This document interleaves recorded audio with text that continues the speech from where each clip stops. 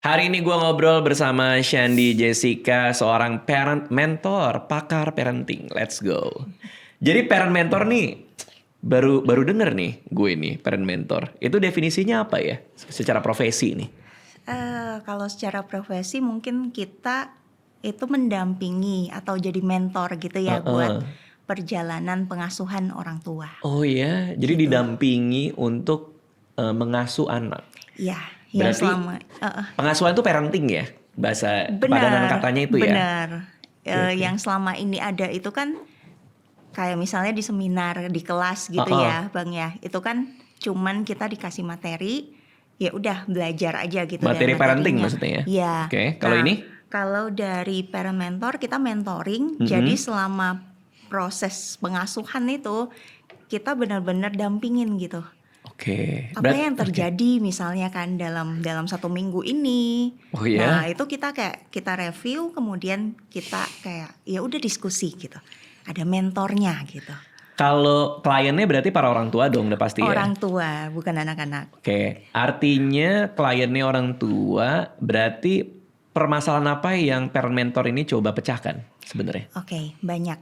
Heeh. Banyak banget masalahnya orang tua ya. Bener, yang paling sering. Yang paling sering adalah misalnya orang tua itu, salah satu orang tua itu punya kelekatan yang tidak sehat sama anaknya. Contoh, anak hanya mau sama ibunya, nggak mau sama ayahnya. Oke, Itu umum terjadi ya itu Bang ya. umum sih. Iya bener. Jadi dia kayak punya apa ya, diskoneksi mungkin sama Salah satu ayahnya, orang tua, iya. dan punya kelekatan yang benar-benar apa ya, penuh kecemasan mungkin sama ibunya. Jadi ketika ibunya pergi itu dia kayak cemas gitu loh, ibuku mau kemana, pulang atau enggak, pulangnya kapan gitu. Tapi bukannya lazim anak lebih ke ibu ya? Nggak juga? Harusnya balance. Dua-duanya? Iya. Oke. Jadi masing-masing itu ada perannya masing-masing gitu ya Bang ya. Jadi enggak yang terus melekatnya ke salah satu gitu. Nah itu gimana cara membuatnya balance berarti? Berarti kan persoalannya ada dua tuh ya. Satu kelekatan yang berlebihan dengan ibu. Ya. Karena kalau ibunya nggak ada, dia ada separation anxiety tuh. Iya kan? Nggak ada nih gue gimana gitu. Iya, dia cemas gitu. Sama satu lagi gimana bapaknya bisa mengisi role itu gitu. Benar. Nah itu gimana biasanya Mbak Tuti? Apanya nih Bang? Misalnya Kita ngomongin dalam kasus itu kan jamak tuh biasanya. ada dua masalah gitu ya. Itu biasanya gimana tuh? Bacain. Jadi kita punya program yang kita tawarkan itu salah satunya ada filial play. Filial play. Ini pernah dengar nggak Bang? Nggak pernah. Nggak pernah. Ini salah satu alasan aku ya Bang untuk mengenalkan profesi ini karena dikit banget ternyata orang tua tuh yang tahu. Oke. Jadi program Filial Play ini adalah sebuah program yang ditujukan untuk orang tua secara khusus ya. Ini hanya satu orang tua dan satu anak. Oke. Jadi untuk ikut program ini nggak bisa dua orang tua dengan satu anak gitu.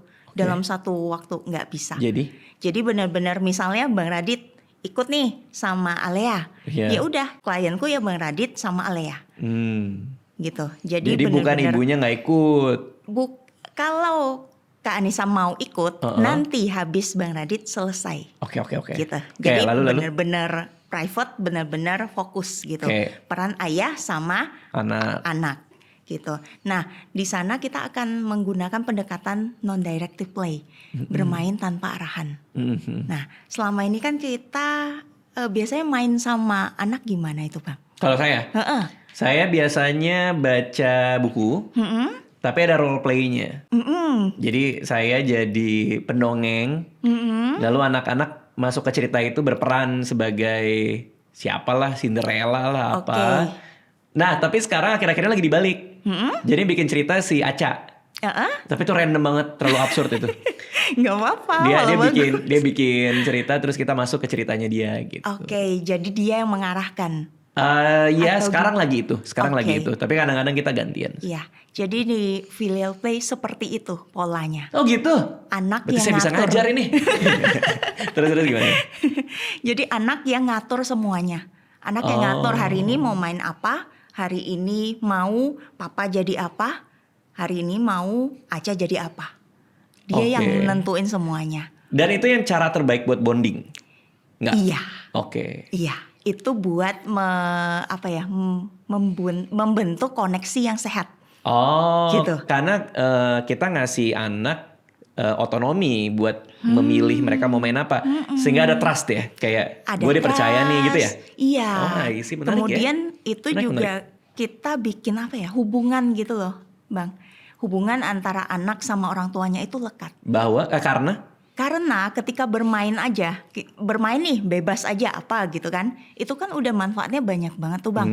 Nah, kalau bermain non-direktif ini itu udah diteliti langsung sama Play Therapy Internasional. Jadi program ini bukan berarti, ayo Bang kita ikut mentoring, terus saya ngajarin abang nih mainnya kayak gimana gitu kan. Nah terus udah nih kayak gini aja. Enggak, tapi program ini benar-benar udah diteliti dan udah dibuktikan manfaatnya. Bahwa ini untuk koneksi. Gitu. Contoh konkret, ada klien nih, terus dia diskoneksi nih, misalnya bapak sama anak. Bapak sama anaknya nggak mau nih sama bapaknya gitu ya. Lalu Jessica gimana? Ini pada akhirnya apa yang terjadi itu? Dibikin filial play 1 sesi atau? Filial play itu minimalnya 12 sesi, Bang. 12 sesi, oke. Ya, 12 sesi datang nih tuh berdua nih. Terus? Ngikutin kan sebenarnya ada asesmennya dulu di pertama. Jadi nggak semua orang tua itu bisa ikut filial play. Oh gitu? Iya. Begitu di asesmen dia gagal, gimana dong? Ada intervensi lainnya kan? Misalnya? Bisa kita arahin. Misalnya ada juga yang di bawah naungan Play Therapy Internasional itu Play Therapy sendiri. Oke, bentar satu-satu ya? Iya. Filial play ini golden ininya ya? Golden metodenya ya? Pokoknya yang paling beda, Bang. Beda lagi tuh? Beda. Oke. Saya elaborasi yang filial play dulu ya, sebelum kita jadi kemana-mana nih.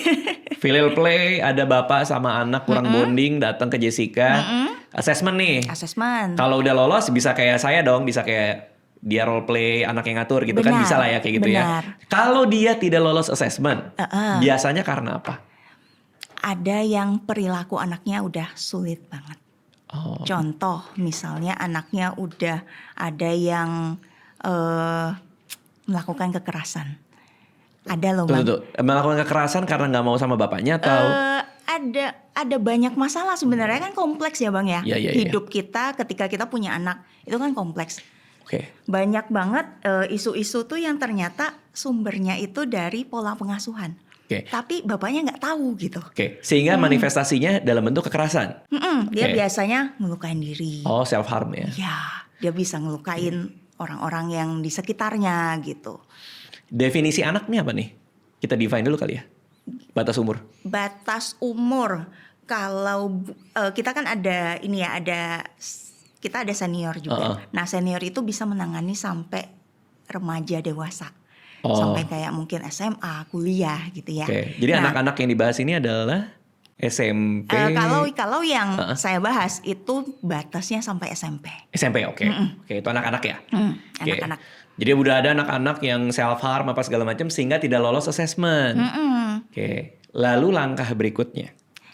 Anak ini bisa direferensikan untuk ikut play therapy. Ini beda lagi nih berarti nih. Beda lagi tapi dalam satu payung. Apa itu play therapy? Kalau play therapy itu pendekatannya sama, non-directive play. Jadi memberikan anak kesempatan untuk bermain apa saja. Tapi itu ada terapisnya. Nah, terapis ini kan hubungannya langsung sama anak, bukan sama orang tua. Ini bedanya filial play dengan play therapy. Gitu. Jadi anaknya yang diproses kalau di play therapy. Anggapannya kita menyelesaikan masalah anak dulu, melalui play therapy. Iya. Baru nanti assessment lagi, harusnya skornya udah turun dan udah bisa masuk di filial play.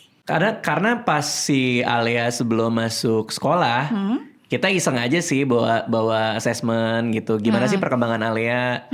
Ininya udah sampai mana? Yang dia bisa, yang dia nggak bisa gimana?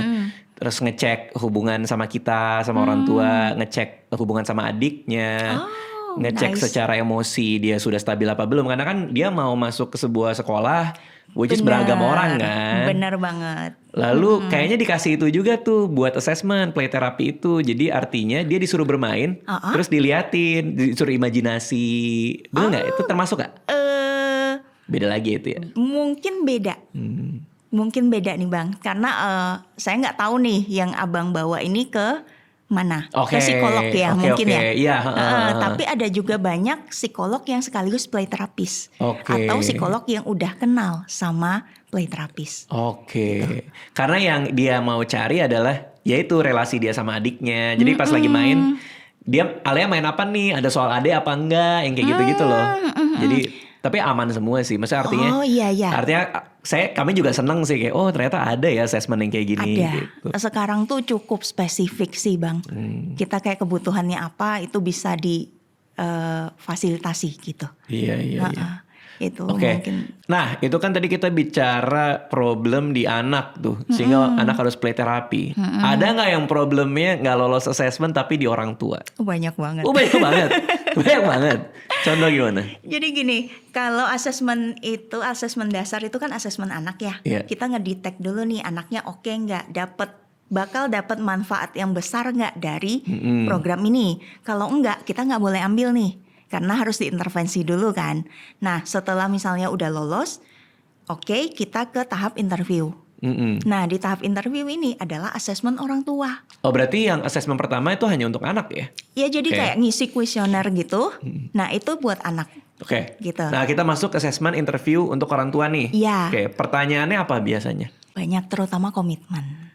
Apa nih maksudnya nih? Karena gini, filial play itu mau dibilang gampang itu enggak gitu ya. Kita butuh komitmen yang luar biasa. 12 minggu ya, 12 kali sesi, pertemuan. Betul. Dan kadang datang sendiri, kadang datang sama anak-anak. Kemudian apalagi ya, nah ada tugas gitu ya. Di rumah itu harus special time. Special time itu artinya filial play bersama anak kan? Special time itu bermain dengan metodenya filial play. Itu di rumah 5 kali dalam seminggu Bang. 15 menit aja sebenarnya, tapi banyak banget yang gagal. Bukan gagal ya, dalam artian kayak banyak banget bolongnya, gak bisa komit gitu. Lalu 15 menit aja ya. Tapi saya memang gak tiap hari juga sih ngedongengin anak itu. Cuman, nah ini termasuk gak? Kayak misalnya hari Minggu kan mereka nonton tuh screen time tuh. Kayak, Cak mau main ini gak Cak? Ada game Peppa Pig baru di komputer gitu. Terus dia main game Peppa Pig itu bisa bikin karakter. Terus kita dampingin sebelahnya kan. Mau bikin apa kamu? Bikin karakter ini si Bani siapa itu? Ada kelinci siapa itu? Kamu ngapain lagi? Aku mau kesini segala macam. Nah itu termasuk apa enggak? Di filial play gak kayak gitu Bang? Karena dia interaksinya sama game, bukan sama kita. Iya, itu salah satu. Yang kedua, orang tua tidak mengarahkan. Kamu mau main apa lagi nih? Kamu mau bikin apa nih? Itu mengarahkan Bang. Walaupun sebenarnya kita bertanya. Tapi kayak kita ngarahin dia harus berfokus. Misalnya dia lagi fokus bikin karakter nih. Tapi abangnya nanya, kamu mau kemana lagi nih? Jadi pikirannya tuh langsung, oh iya ya mau kemana ya? Bener. Yang seharusnya kalau main game. Yang konteks filial play. Main game nggak bisa ya tapi ya? Tidak disarankan. Mungkin ketika usianya sudah yang dewasa kan kita nggak relevan lagi mainan gitu ya. Itu bisa. Tapi ketika di tahap anak-anak kita sangat support orang tua itu bermain mainan. Inilah apa namanya, dia tuh baru nyampe juga tuh mainan Peppa Pig. Dia lagi terobsesi sama Peppa Pig. Sama Peppa Pig. Apa Duplo apa sih Lego yang buat anak-anak gitu? Lego Duplo. Lego Duplo kan baru nyampe itu kemarin tuh. Nah cuman yang menarik sih, dia suka kayak ada rumah terus dimasukin Peppa Pig-nya terus apa segala macam. Cuman saya nggak ngerti konteks filial play-nya tuh ketika si anak main Duplo itu. Itu kan dia ada rumah, dia ngerakit tuh. Terus ada Peppa Pig, ada temennya. Kita nih orang tua nih kan kita ngeliatin nih. Iya. Supaya jadi filial play apa? Jadi di filial play itu kan kita belajar 4 skill nih Bang. Untuk kita bisa bikin yang namanya special time. Kalau tidak menggunakan 4 skill ini, itu tidak ada yang namanya special time. Harus komplit 4 part ya? Iya. Apa aja tuh? Makanya dipelajarin gitu ya. Yang pertama itu batasan. Batasan, beneris. Ya. Kemudian yang kedua itu fokus. Yang ketiga itu adalah reflecting. Yang keempat adalah being predictable. Coba elaborasi satu-satu. Ini sebenarnya nggak bisa disampaikan secara dalam ya, Bang ya. Maksudnya tidak bisa dalam waktu singkat maksudnya? Iya benar, ya, karena memang ini kan kita butuh 1 sampai 2 sampai 3 sesi untuk bahasanya 1 skill aja. Oke, yang mana yang paling defisit? Kalau dalam filial play ini mana yang orang sering skip di antara 4 ini? Mungkin kita bisa bahas itu. Fokus, artinya? Fokus itu menariknya gini, fokus itu kaitannya sama mindfulness. Ya, gimana kita bisa fokus dalam permainan bersama anak. Kadang kan orang tua main sama anak atau menemani anak bermain. Oke. Ya. Iya benar. Ketika menemani anak bermain kan ya udah kita liatin aja. Bener. Yang penting kita ada di sana. Itu kayak gue tuh.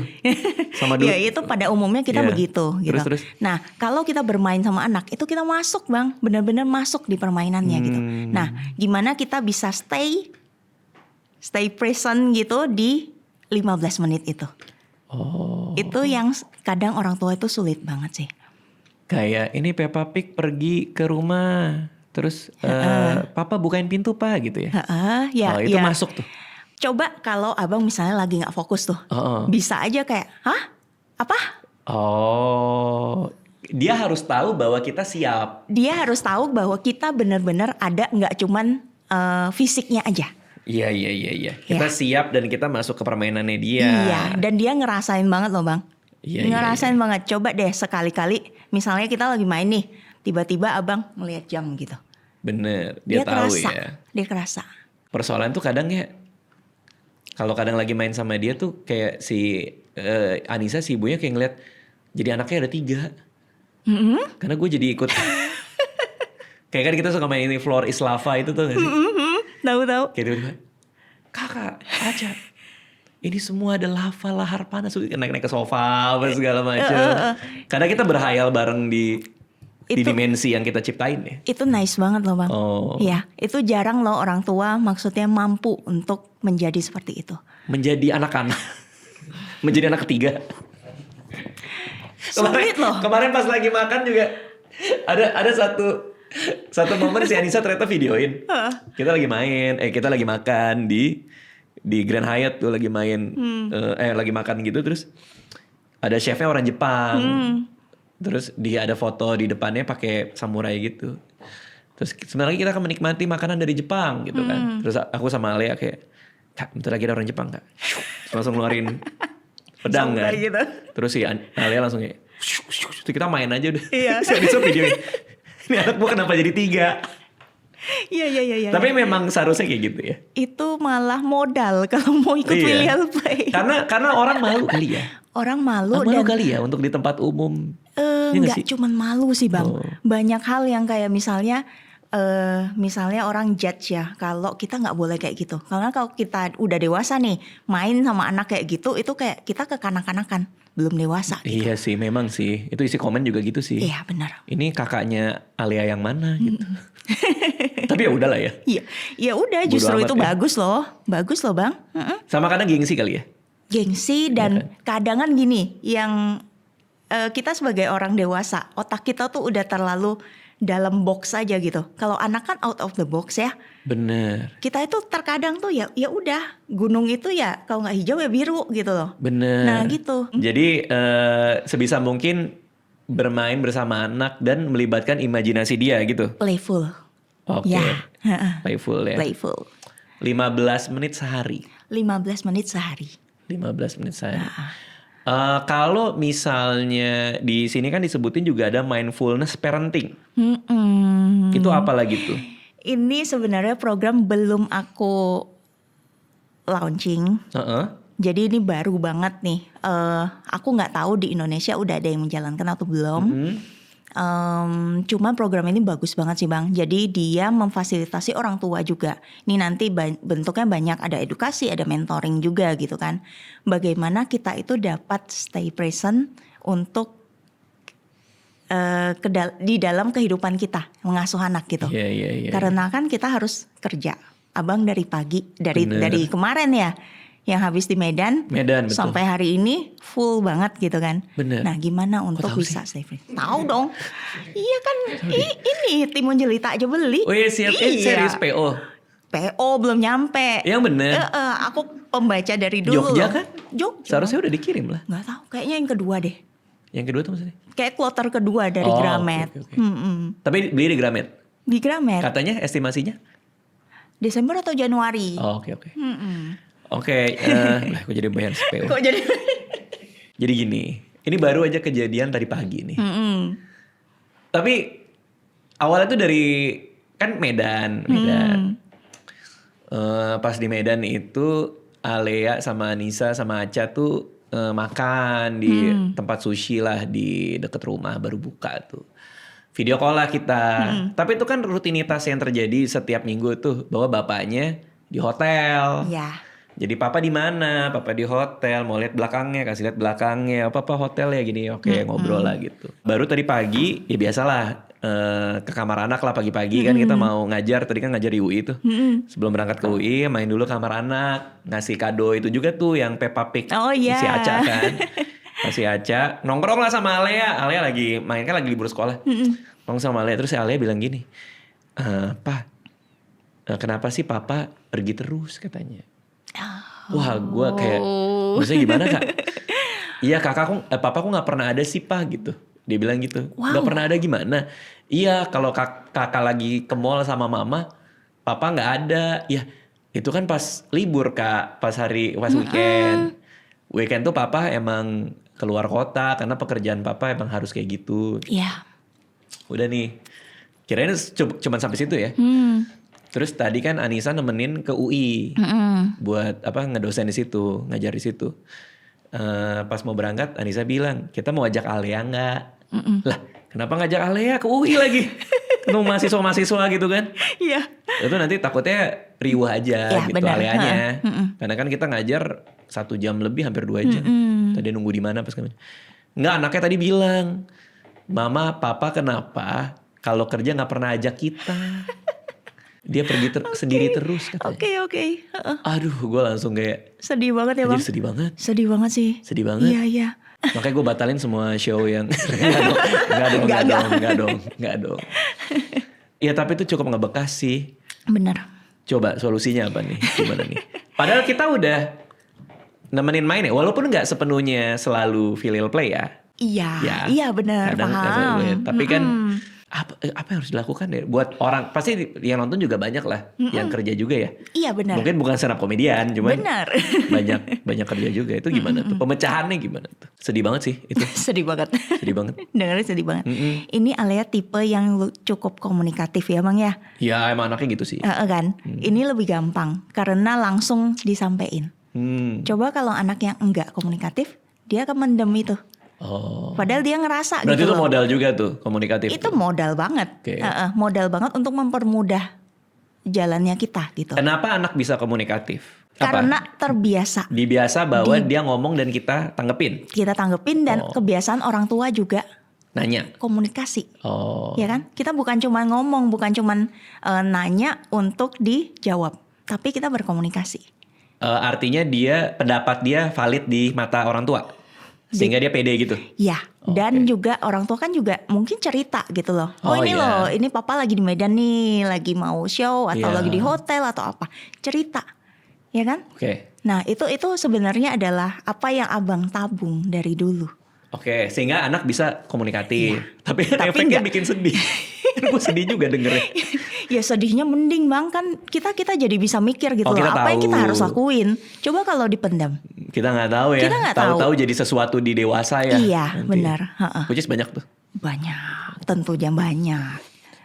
Nah tapi dia udah ngomong nih. Terus kita ngapain? Kasih waktu gak? Ajak ke mall? Bisa. Iya. Bisa. Apa kita quality time bareng sama Alea aja gitu. Apa saya kasih lihat aja ya itu ya? Apanya?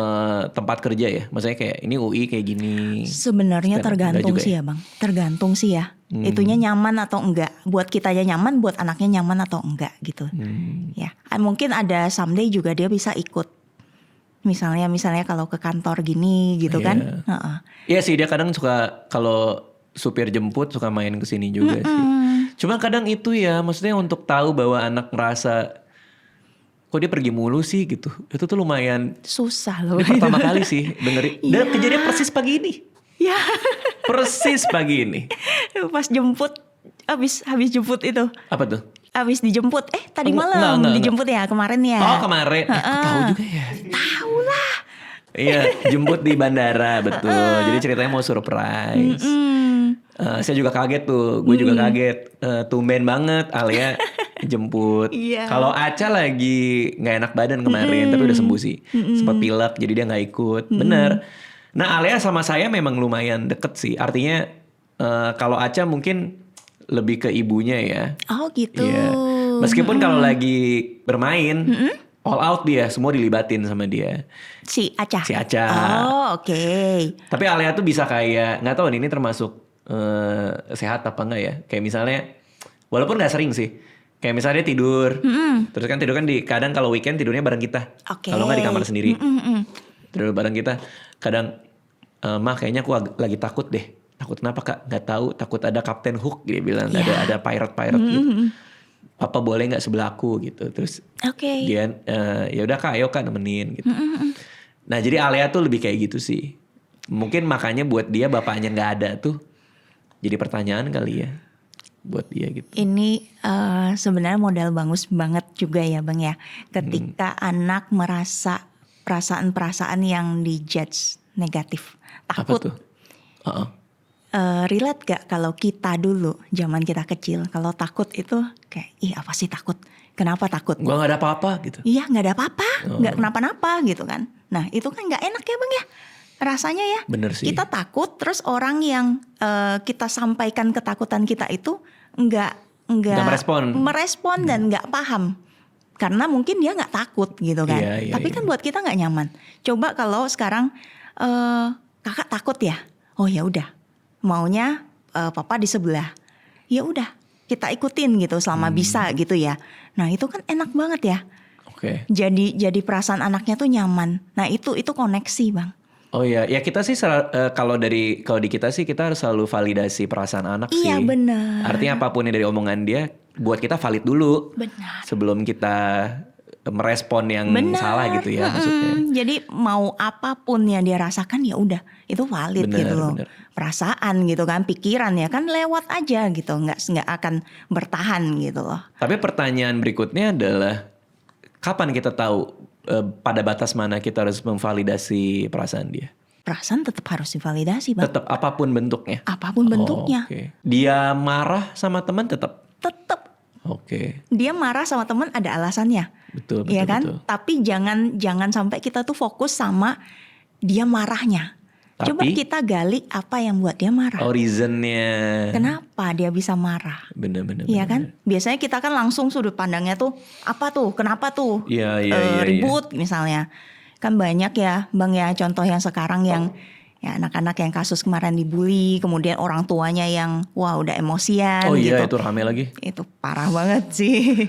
Tapi itu memang salah ya kayak gitu ya. Untuk salah dong. Ketika anak seenaknya, terus kita malah mensupport dengan sepenuh hati gitu ya. Gini sebenarnya kan ya memang dari pengasuhannya salah kan kalau kayak gini kan. Ya jadi orang tuanya pun sebenarnya nggak sadar itu salah bang. Kok bisa ya kayak gitu ya? Banyak bang. Apa? Karena menurut mereka itu yang benar? Iya, karena kan ego sebagai orang tua, apalagi misalnya dia punya privilege gitu ya. Itu kadang yang nggak bisa di contain sama dirinya. Dia ngerasa dia paling wah. Dia boleh melakukan apapun. Contoh yang barusan lagi kan, yang kasus toko roti itu. Coba yang kejadian-kejadian seperti itu kan.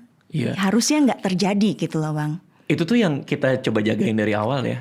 Itu kayak anak-anak kita tuh, anak-anakku ya, mereka tuh tahu bahwa mereka punya suster, mereka punya supir segala macam. Wah itu kita jagain banget itu.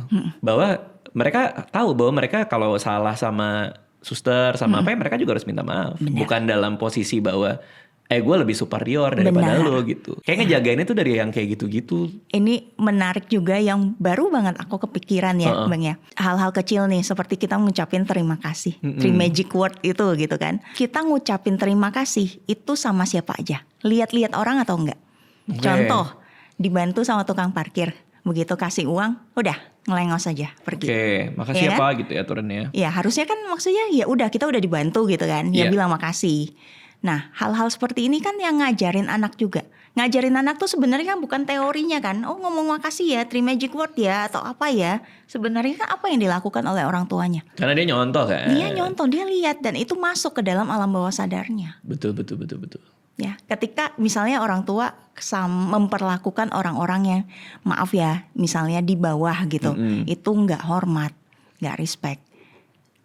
Kan dia juga jadi ngelihat, oh jadi kalau kita ngucapin terima kasih itu pilih-pilih orang juga, ngucapin sorry itu pilih-pilih orang juga. Masih mending kalau ngucapin ya, tapi kalau merendahkan kan dia ngelihat juga. Iya kan? Benar. Berarti emang semua dari orang tua ya? Semua dari orang tua sebenarnya, Bang. Kan anak kan benar kan yang lahir itu kertas putih itu ya. Ya itu benar. Tabula rasa ya. Nih terus ada konsep mindful disiplin. Beda lagi nih sama mindful parenting nih ya. Menghindari hukuman, tapi lebih ke pemahaman tuh gimana tuh? Oke. Jadi sebenarnya ini tuh lebih menekankan ke pengetahuan orang tua tentang permissive parenting dan gentle parenting. Oke, gimana tuh? Banyak kan orang-orang sekarang yang bilang gentle parenting itu ngelemahin anak. Bener gak Bang? Pernah dengar gak? Banyak yang punya argumen gitu. Iya, yang jadi anak-anaknya jadi kayak strawberry gitu ya. Nah, katanya karena gentle parenting tuh, karena gak pernah dimarahin, dihukum gitu kan. Padahal konsep gentle parentingnya sebenarnya gak kayak gitu. Gentle parenting kita tegas sama boundary. Tapi yang banyak kan orang tua lakukan ketika misalnya dia nggak paham nih konsep gentle parenting, tapi yang dia lakukan itu sebenarnya permissive parenting. Dia kayak lost aja gitu, nggak ada boundary-nya sama sekali. Maksudnya? Apapun boleh. Anaknya tantrum, diikutin semuanya. Mau makan tiap hari, aduh, jadi nyebut merek. Ya, diturutin gitu. Nah itu kan orang tua yang nggak punya boundary. Nah itu bahaya banget sih Bang. Itu salah satu filial play skill ya. Nah itu juga banyak tuh yang lost di sana. Ada yang otoriter banget sama boundary-nya, ada yang lost banget, permisif banget. Berarti dua hal itu di spektrum yang ekstrim itu nggak boleh? Nggak boleh. Contoh yang otoriter banget tuh seperti apa? Otoriter banget kan apa-apa nggak boleh. Apa dia mau les? Dan iya mungkin semuanya diatur dan anaknya nggak punya nggak punya hak gitu untuk menentukan sesuatu gitu. Padahal misalnya itu udah di usianya, dia boleh memilih misalnya. Contoh yang paling kecil kan boleh memilih misalnya pakaian warna apa, mau pakai apa gitu kan. Itu aja diatur. Itu aja diatur. Wah itu implikasinya untuk dewasa nanti? Iya nantinya bisa kita lihat banyak yang nggak bisa apa-apa jadi tanda kutip gitu ya. Baju aja ditentuin gitu aja, ya? Itu umum banget loh. Oh itu umum ya? Iya umum banget. Oke. Nggak pernah kejadian ya Bang? Kalau kita malah kadang-kadang minggu, Pak aku mau jadi kayak princess, terus dia jadi princess gitu. Tapi kan banyak orang tua, terutama misalnya ibu-ibu gitu kan, yang kalau lihat pilihan baju anaknya misalnya kayak, ih sakit mata nih lihatnya nih. Oh, gitu. Nggak cocok nih, nggak match nih gitu. Paling kita larang tuh waktu dia ke sekolah mau pakai sepatu merah. Kak, semua orang pakai sepatu hitam, Kak. Tapi kakak nanti merah sendiri. Justru karena kakak merah sendiri, ikutin aja aturan sekolah. Ini kita udah beliin sepatu hitam ya, udah ikutin aja gitu. Itu kita larang. Itu salah satu boundary loh Bang. Nggak diikutin aja kan? Ya memang harusnya ada aturannya.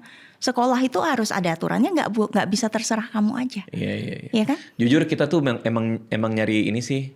Kapan boleh, kapan enggak itu kita banyak yang nggak ngerti juga ya. Iya benar. Sama kita juga ngeraba-ngeraba juga sih. Ini kalau ini terlalu keras nggak ya, terlalu ini nggak ya, terlalu itu nggak ya. Aturan itu harus kalau kita punya satu set of rules di rumah. Oke, satu set banyak. Satu set rules ya. Misalnya screen time hari Minggu, apa segala macam dan lain-lain lah ya. Itu perlu kita ikutin terus untuk punya konsistensi atau boleh sekali 2 kali kayak ya udahlah kita kasih treat gitu misalnya. Justru sebaiknya gini, ketika kita memilih rules atau boundary itu ya, kita udah pikirin baik-baik bahwa itu tuh benar-benar prinsipil. Jadi nggak boleh ganggu gugat. Prinsipil kan artinya benar-benar ini kan ya, Bang ya, benar-benar yang kayak aturan agama misalnya, aturan yang benar-benar etika, moral segala macam gitu. Iya, jadi jangan yang aturannya banyak banget gitu, tapi sebenarnya yang ini tuh kalau nggak diikutin sebenarnya nggak apa-apa gitu. Nah, jadi karena aturan itu udah prinsipil, nah itu kita harus tegas. Jangan nih 1 hari boleh screen time di weekend, besoknya kalau dinego dikit jadi weekday-nya boleh. Oke, karena itu lebih ke bawah dia jadi nggak tahu prinsipnya. Karena semua bisa digoyang ya. Jadi semuanya, jadi apapun yang kita kan sebagai orang tua kan punya otoritas. Ya, anak itu kan dititipi ya sama Tuhan buat kita gitu ya. Nah, kita punya otoritas gitu loh. Karena kita orang dewasa yang mampu berpikir secara logis. Jadi kita nggak bisa apa-apa itu dinego sama anak. Nah itu nggak tuh boleh. Si Aca itu paling suka tuh nego. paling pinter dia. Kayak dia jago nego. Jago banget dia. Dia kayak lagi misalnya nangis gara-gara apa gitu, diisekin kakaknya nangis kan. Si udah diem ya, cup gitu kan. Nonton masuk gitu. Nggak bisa Ca, cuman dia masih berusaha, dia dengan segala cara dia mencoba memasukkan itu. Kalau kakaknya itu justru kita jadi repot sekarang. Gimana tuh Bang? Karena kan screen time hari Minggu. Begitu bunyi kita lagi nonton Netflix, dedem gitu, keluar dia. Gak ada nonton ya Pak ya? Gak ada nonton ya, bukan hari Minggu. Iya Kak, iya Kak. Jadi dia merasa kayak, lu kan udah ngasih rules, lu ikutin juga dong gitu. Iya dia 5 tahun loh itu. Itu sebaiknya gimana? Ya iyain juga. Sebenarnya gini, aturan itu jelas untuk siapa. Kita bikin aturan kan harus jelas dulu ya Bang ya. Ini screen time hari Minggu nih siapa nih? Orang tua atau sekeluarga nih? Gue langsung revisi. Kak, menurut Tante Jessica tidak berlaku untuk yang di bawah 25 tahun. Tapi artinya dikomunikasikan ya. Dikomunikasikan. Nah ini bedanya ini, kenapa kita butuh gitu ya. Iya kalau dia sih emang selalu minta penjelasan sih. Harus ada penjelasan Bang. Iya. Itu salah satu cara kita untuk melatih anak. Agar ini kalau kita lihat nih di media sosial nih, netizen gitu. Kalau udah gak suka sama sesuatu, waduh komen-komennya. Yang heboh ya. Yang heboh itu emosinya, bukan pendapatnya. Karena dia mau nyari dia bener. Iya, dan dia sebenarnya nggak punya opini yang bisa dilempar gitu loh Bang. Iya, maksudnya nggak ada basisnya gitu. Iya. Kalau orang punya opini pernah apa? Pernah ada masalah nggak? Aku nggak pernah. Maksudnya pernah lempar soal mindful parenting, terus orang komen kayak iya. Ada juga ya? Iya. Ada juga yang kayak itu mah teori doang. Pada kenyataannya nggak kayak gitu. Ya ada aja. Pasti ada gitu aja, kan. Ya. Ada aja. Banyak gitu. Tapi kayaknya argumen paling banyak soal filial play ini adalah soal waktu sih. Kayaknya sih. Sulit nih memang. Itu paling susah ya.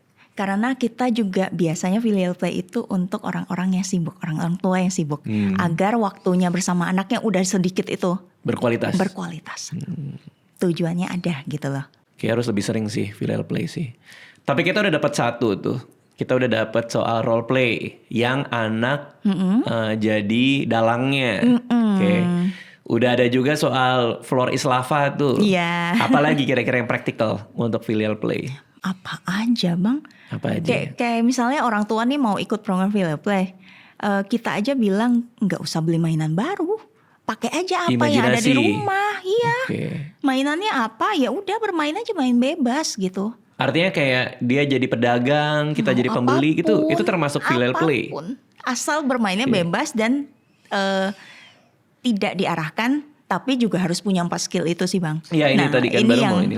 Ini yang didapat dari program filial play mentoring itu. 12 minggu. Ya. 12 karena minggu, hanya boleh per minggu, 1 minggu 1 kali. 1 minggu 1 kali dengan PR kan? PR. PR. Ya kan ada PR yang tiap hari kan? Iya sih benar-benar. Ya, ada tugas kan? Ekspektasi yang ikut di week ke-12. Apa yang terjadi?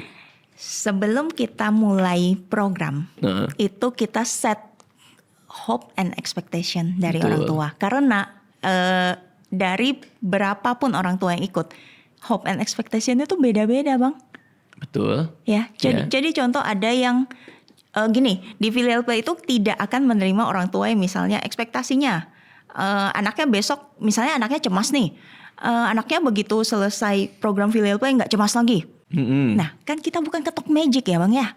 Nah, jadi gimana nge-set ekspektasi yang realistis? Gini, yang realistis itu adalah ketika misalnya orang tua ada nih, bagus banget ini klienku gitu. Orang tua ingin dapat memahami kecemasannya anak. Oke, itu realistis. Realistis. Karena anak jadi bisa komunikatif. Jadi anak juga merasa bahwa orang tuanya mau mengerti dia, menerima dia gitu loh. Ini orang udah cemas, terus kayak misalnya didesak terus. Nah ini kan selama ini misalnya sebelumnya seperti itu pola pengasuhannya. Dia udah cemas nih ketemu orang-orang baru, tapi kayak orang tua kan kayak bingung ya Bang ya. Sebenarnya bukan karena dia salah, tapi karena dia nggak tahu. Caranya mungkin, oh ya udah harus dibawa ke tempat-tempat yang rame. Anaknya makin cemas. Oke. Ya kan? Nah itu kan butuh proses. Nah itu yang kita dampingin tuh. Berarti, tapi ngobrol kayak gini tuh membuat gue bersyukur juga ya si Alea Aca tuh lumayan speak up. Apapun itu dia omongin aja. Karena itu ternyata yang jadi persoalan ya. Ketika anak gak bisa menyampaikan secara tulus mereka ngerasain apa. Kita nebak-nebak terus bikin solusi-solusi sendiri. Iya.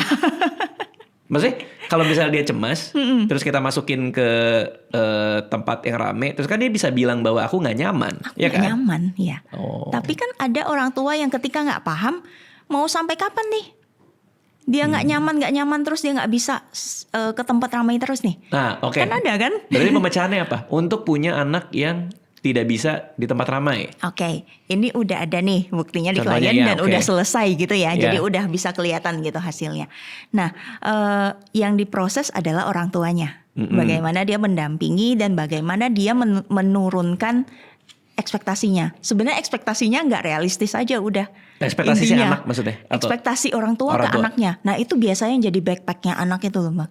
Yang nggak realistis sebenarnya. Tapi kalau kecemasan orang tua bahwa kalau lu di tempat rame itu lu anxious, nanti dewasanya lu akan susah bersosialisasi. Pasti ada argumen itu kan? Benar. Nah itu gimana tuh? Jadi yang kita sampaikan adalah mindsetnya dulu kan. Yang maksudnya gimana gitu caranya. Nah sebenarnya prosesnya kan natural banget sih Bang. Sebenarnya diterima aja perasaannya. Oke, divalidasi dulu nih. Divalidasi. Nanti anaknya kan bisa untuk cerita. Bisa untuk komunikasi apa sih yang sebenarnya bikin dia tuh cemas. Orang-orang baru apa sih yang dia rasakan dari bertemu orang baru. Kenapa sih, apakah ada masalah ketika misalnya sebelumnya pernah bertemu dengan orang baru nih. Mungkin dia punya pengalaman buruk yang orang tuanya gak tahu. Benar. Iya kan? Misalnya di sekolah, orang tuanya gak tahu. Nah kalau anaknya belum sampai di tahap mau komunikasiin itu. Jadi kan orang tua kan kebingungan gitu ya. Artinya menghadapi menelusuri, menerima dulu, lalu menelusuri akar permasalahan. Tapi semua itu butuh trust dari anak. Benar. Karena kalau dijijelin terus, kepercayaan itu bisa hilang kan. Ini yang makanya ketika kita kenapa ini program-program seperti ini nih kalau bisa diikutin sama orang tua yang masih anaknya usia dini Bang. Karena udah membentuk koneksi di usia yang udah dewasa kan susah ya Bang ya. Benar. Kita tiba-tiba diharapkan udah dewasa nih, waktu kecilnya nggak deket nih sama orang tua, nggak pernah komunikasi kalau cuman butuh doang. Pas udah gede dibilangin kok nggak pernah ngomong sih apa-apa. Ya gimana, nggak terbiasa dari kecil, jadinya awkward dong. Iya, tapi kan? Banyak orang tua yang juga ngerasa dia paling bener sih. Itu persoalannya sih kadang-kadang ya gak sih? Itu masalah yang cukup sulit ya. Ketika misalnya ada klien nih yang denial duluan nih. Kelihatan ya tapi? Oh kelihatan banget. Biasanya gimana? Kelihatan banget. Biasanya kalimat-kalimatnya? Kalimatnya ya yang jelas gini. Ini anaknya tuh kenapa bisa, maksudnya ini anaknya cemas banget nih. Gak bisa ketemu orang baru nih, gak bisa apa nih. Salahnya anaknya. Oh anaknya sibuk nih dibawa ke terapi kemana-mana. Kan pada umumnya gitu Bang. Bawa terapi anak itu jauh lebih gampang daripada ketika nih ada program nih, ayo orang tua belajar. Wah, lu mau ngajarin gue loh. Orang tua mau dikasih PR. Waduh, nah nanti anaknya aja deh gitu. Iya. Kan lebih enak nyuruh orang untuk berubah daripada merubah diri sendiri. Apalagi udah dewasa. Bener. Masalah ego juga kali ya. Ego. Kadang kan kalau di pairing sama anak, dia bisa aja dibilang, lu yang salah tau pengasuhannya. Terus lu bilang gue salah depan anak gue, gitu kan ya? Ada gitu juga tuh pas itu. Ya gitulah Bang. Harus nerima dulu sih dari orang tuanya juga harus nerima dulu bahwa oh ya udah, aku mau belajar gimana caranya gitu kan untuk memvalidasi anakku gitu. Sekarang ini juga lagi rame soal speech delay. Banyak yang teman-teman yang cerita bahwa anak gue kok gini ya, anak gue gitu kan. Sebenarnya akar muara permasalahannya apa ya? Kok banyak anak-anak sekarang yang telat bicara gitu. Oke. Nah aku nggak bakal banyak ngomong masalah ini karena kan ini ranahnya psikologi ya Bang ya. Oke, jadi kalau dari pengamatanku aja yang banyak nih, memang banyak banget Bang. Banyak datang. Speech delay itu banyak banget. Datang ke ini juga. Iya, datang ya kenalan. Iya kan, banyak banget. Itu sebenarnya pertamanya sih screen time sih. Pasti screen time. Screen time itu mengganggu banget. Karena kan komunikasinya ya itu kan satu arah itu. Dan ya memang nggak ada, orang tuanya tuh kayak ya udah, orang tuanya juga sibuk sendiri gitu loh. Nah kadang kalau kita cerita screen time soal hari Minggu itu, banyak yang kayak kalau pas ngamuk gimana? Which is kan kadang ada anak yang cuma boleh hari Minggu ya, terus jadi ngamuk gitu, jadi tantrum, jadi apa gitu. Itu gimana tuh? Kebetulan kalau dari kita sih dari awal dikasih tahu ya. Itu kuncinya mah. Tapi kan banyak yang udah telat, banyak yang kayak udah keburu jadi habit kan. Nah itu gimana koreksinya? Perbaiki dulu komunikasinya. Bahwa segala sesuatu itu ada aturannya. Ya, jangan sampai kita itu lost loh sama anak. Itu sih kuncinya Bang. Sebenarnya aturan-aturan kayak screen time itu kan jelas ya. Kalau ada anak-anak sekarang yang butuh buktinya nih. Emang kenapa kalau screen time-nya banyak? Mamanya aja tiap hari scroll Shopee terus. Betul. Ya kan? Nah itu harus ada buktinya dulu, penjelasan yang logis. Jangan cuman kalau orang tua sekarang kan banyak yang pokoknya nggak boleh. Gitu, nggak dijelasin alasannya. Tapi sebenarnya ya anak itu kalau dikasih tahu alasan yang sebenarnya itu bisa ngerti tahu. Iya benar. Maksudnya kayak aku juga belajar dari Anissa. Anissa tuh selalu bilang, kamu kalau ngelarang Alia, ngelarang Aca tuh kamu jelasin aja kenapa. Mereka tuh ngerti. Mereka ngerti. Jadi udah kayak orang dewasa aja dijelasin. Kita kadang emes ya sama anak-anak zaman sekarang ya Bang ya. Benar. Cepet banget. Iya. Paham soal ini, paham soal itu. Iya. Ada anak klienku ini ya Bang, umurnya 3,5 tahun. Dia pernah ngomong bahwa dia nggak mau main sama ibunya, karena main sama ibu itu nanti yang keluarnya edukasi lagi, mainan edukasi aja terus. Apa tuh? Ya udah, jadi ibunya ini orang yang lumayan strict nih, apa-apa yang edukatif gitu ya. Yang jadi belajar. Jadi mainannya tuh bener-bener yang kayak berhitung lah, ABC lah gitu kan. Nah itu dia bilang bahwa dia senangnya main sama papanya, karena sama papanya tuh main apa aja, mau gulat ya boleh, pokoknya ya udah bebas gitu. Nah jadi dia bilang nggak seru kalau sama ibu. Nah itu anak 3,5 tahun. 3,5 tahun ya bisa punya preferensi ya. Juga ya. Oke, wah ini seru banget. Fadil punya anak, Fadil. Oke. Lu mau nanya nggak, Dil? Yang ini. Iya, berulang tahun anaknya, bener nggak? Ke berapa? Ke 1. Oke. Tapi udah masuk geng motor ya? Mau nanya nggak lu? Ngomong masih setahun. Pola pengasuhan. Iya ini aja sih kayak gimana cara ngasih taunya. Sekarang kan anak lagi seneng banget eksplorasi, terus apa yang dia lihat tuh sering dimasukin ke dalam mulut kan. Terus maksudnya cara ngasih taunya tuh gimana gitu? Ngelarang, bagaimana cara terbaik melarang anak gitu mungkin maksudnya ya. Oke. Kalau itu kan dia lagi fase berangkat dan jalan kan. Terus apa yang dia temuin di Ubin tuh diambil. Kadang kita masih itu gue udah dimut aja. Kan tuh gak steril gitu-gitu kan. Jadi cara ngasih taunya karena belum ngerti juga gak sih? Setahun kan soalnya kan. Itu mah insting aja sih. Oke, jadi gini, umur 1 tahun itu kan memang fasenya fase oral. Ya jadi memang itu kenyamanan buat dia gitu kan. Nah caranya adalah kan kita memberitahu gitu ya, apa yang boleh, apa yang enggak. Kita kasih kan apa ya namanya ya Bang ya? Apa tuh? Yang buat titer ya, kayak gitu-gitu gitu kan. Mungkin sediain lebih banyak variasi atau apa gitu kan. Tapi kalau untuk dikomunikasikan sehari-hari harusnya udah bisa sih.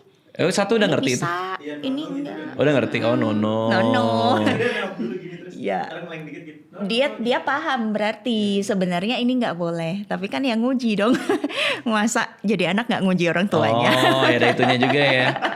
Nono atau kan pas Nono langsung kasih titer ya. Jadi ada ininya, ada alternatifnya. Soalnya kalau dikasih titer yang bisa pasti nggak mau dia. Gitu. Dia teksturnya sekarang mau tekstur. Udah mau yang keras. Oh mungkin ngaruh juga kan makannya 5 hari sekali ya kalau saya. Kayak ke gigi juga ya kayak. Gatel ya, lagi gatel memang fasenya. Terus itu kan air liur segala gitu. Jadi dia cari sesuatu yang bikin dia nyaman gitu. Iya. Berarti Jessica kalau anak gimana? Udah ada berapa anak sekarang? Satu aja. Satu anak. Dan satu aja. Dan emang maunya satu. Iya benar. Berarti apakah semua praktek-praktek ini dari awal dipraktekkan ke anak? Menarik karena dulunya aku tuh parah banget ya Bang ya. Anakku tuh dikit-dikit dimarahin. Oke. Diamukin. Strict parents. Iya, diamukin lebih tepatnya. Apa nih definisi diamukin nih? Diamukin tuh kayak contohnya numpahin ini nih, gelas nih cuman isinya air putih. Tumpah, dimarahin. Kenapa kamu tumpahin gitu? Udah dibilang hati-hati. Oke. Nah itu aku zaman dulu. Oke. Lalu apa yang sebelum terjadi? mengenal gitu kan. Nah kemudian aku pernah ikut kelasnya ini, Dr. Jimmy. Tahu. MBCT, Mindfulness Based Cognitive Therapy. Oke. Ya, jadi jadi ada kelas itu? Iya. Oke. Dulu, tapi itu aku batch terakhir sih. Nah, ikut itu, itu yang mengenalkan aku sama mindfulness. Sadar sama diri gitu ya. Nah, itu kuncinya sebenarnya ya, Bang ya. Itu kan berarti ikut kelasnya Doi tercerahkan kan? Waduh, itu udah benar-benar. Terus apa yang terjadi pas pulang? Disayang-sayang gitu anak? Belum dong, belum. Waktu itu belum. Ikut filial lagi kan? Ikut filial, kemudian ngambil yang mindfulness buat anak-anak, mindfulness buat orang tua. Nah, itu semua terproses di sana. Baru utuh tuh ya? Baru tuh sekarang komplit ngerasain kayak, oh wow, ternyata gampang banget sebenarnya. Bukan gampang banget sih, semuanya ada tantangannya ya Bang ya. Cuman tuh semuanya jadi smooth gitu loh. Dan betapa salahnya dulu. Iya, dan kasihan banget dulu. Kasihan itu banget itu bener-bener. Anak umur berapa? Penyadaran itu? Penyadaran ya baru-baru banget. 3 tahun, 5 tahun? 4 tahun. Anakku sekarang usianya hampir 6 tahun. Kayak 4 tahun. 4 tahun tuh penyadaran itu. Berarti dia ngeliat perubahan ibunya dong? Lihat banget. Terus lihat dia bilang, banget. dia kaget gak? Ini ketuker nih kayaknya. Kan pasti berubah banget. Berubah banget. Dia bilang sekarang. apa? Sekarang kan LDM juga nih. LDM? Pisah nih. Jadi anakku sama suamiku. Oh, long distance marriage. Iya, long distance marriage. Di mana? Di Kalimantan. Oke. Nah, gitu. Jadi benar-benar dia merasakan bahwa dia pernah ngomong gini, Bang. Cuman mama yang paham banget aku. Oh, pada akhirnya jadinya itu. Iya. Dan itu dong. kayak wow, itu poin banget buat aku benar. Karena aku juga merasakan itu, Bang. Iya. Kalau waktu diulang, ketika dia ketika numpahin gelas lah ya, katakanlah ya, seharusnya apa yang dilakuin? Kan dia numpahin nih. Iya. Kan waktu dulu kan dimarahin. Seharusnya? Ayo, apa yang harus dilakukan?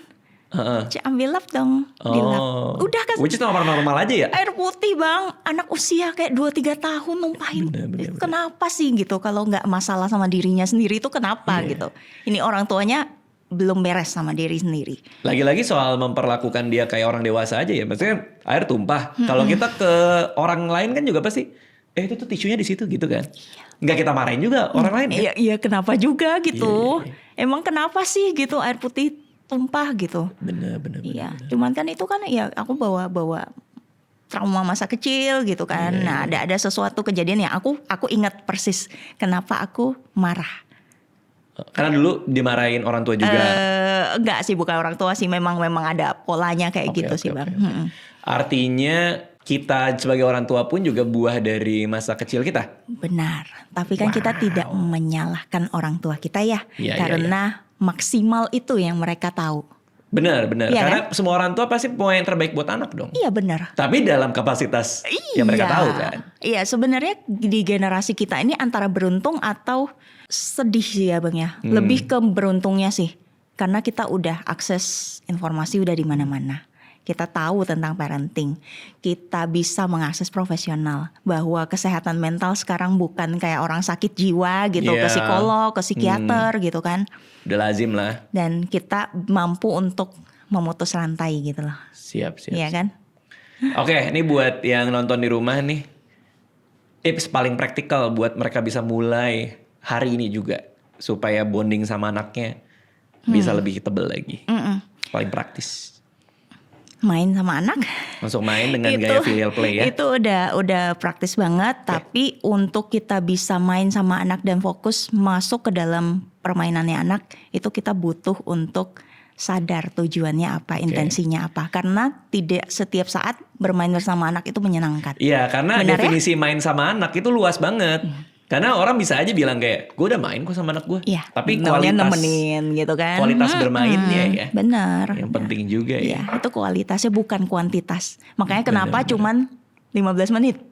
Bener. Karena kan ya kalau kita panjang-panjang juga rentang fokus kita udah kemana-mana bang. Iya, Nanti notifikasi udah bunyi. Bener. Bilangnya main sama anak, nanti paling cuma poker, blackjack gitu doang. Agak ngeri ya. Oke, Shandy Jessica terima kasih udah mampir ke sini. Kalau orang pengen tahu lebih banyak lagi nih soal metode-metode filial play dan lain-lainnya, bisa kemana? Instagramku Di @ShandyJessica. Shandy Jessica. Kalau buat yang lainnya TikTok segala macam. TikTok enggak. Oh gitu. Tapi kalau mau tahu lebih banyak ke Shandy Jessica aja. Ini biasanya suka ada kelas kah atau? Iya baru mau mulai sebenarnya. Kayak kemarin banyak banget yang disiapin sih bang. Cuman kalau prakteknya kan kemarin memang udah. Iya udah praktek jalan. itu kan biasanya klien yang datang kan. Oke. Katanya di Jogja bukan? Di Jogja. Prakteknya di Jogja. Di Jogja. Tapi orang Jakarta ada yang kesana juga kah? Ada dan karena kan bisa online ya. Oh Ini bisa sekarang, online juga. Ada yang dari Bekasi juga. Spesifik juga ya Bekasi ya. Iya memang gitu lokasinya. Spesifik juga ya. Oke, thank you. Terima kasih Jessica. Iya, Makasih ya. Makasih banyak.